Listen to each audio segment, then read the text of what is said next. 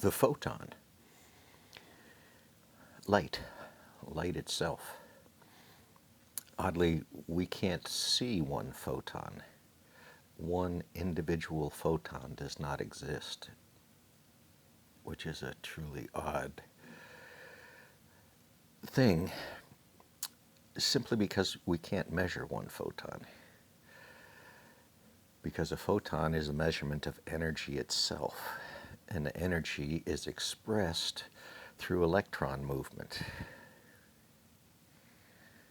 A photon has no mass, which causes a great conundrum in math, because the mass is the denominator in most energy equations, and yet the photon has no mass.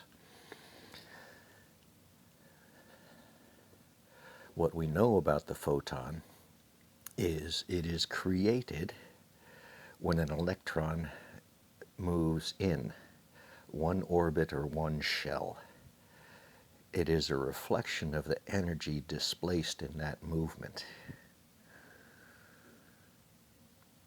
That energy is reflected through the movement of electrons in whatever direction the energy travels. And we happen to be able to measure that incidental electron, what would you call it, synchronicity, at the point of interest. It is amazingly why in that double slit experiment, why it even works. There's energy there, only electrons can harness and know about, and yet we can see it. It causes a true conundrum in thought about what that photon view is. That photon view is actually the movement, the alignment, the coalescence of electrons in a specific location congruent to special rules of interferometry that some understand.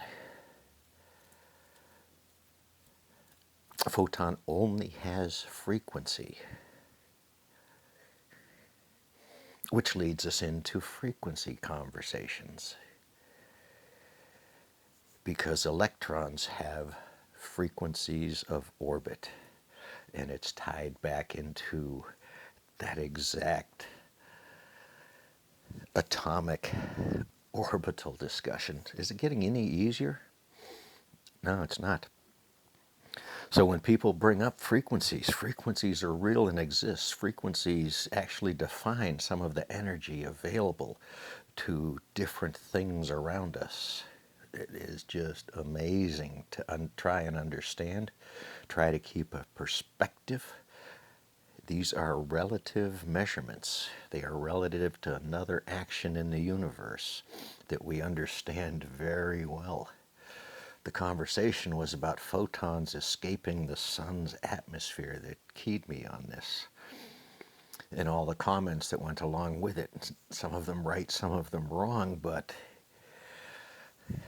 folks talking about electron shells, electron movement, the frequencies, the interaction of energy on those shells causing visual presentations of energy in the atmosphere. Fucking amazing. Yes, friggin' amazing humans are to figure this stuff out.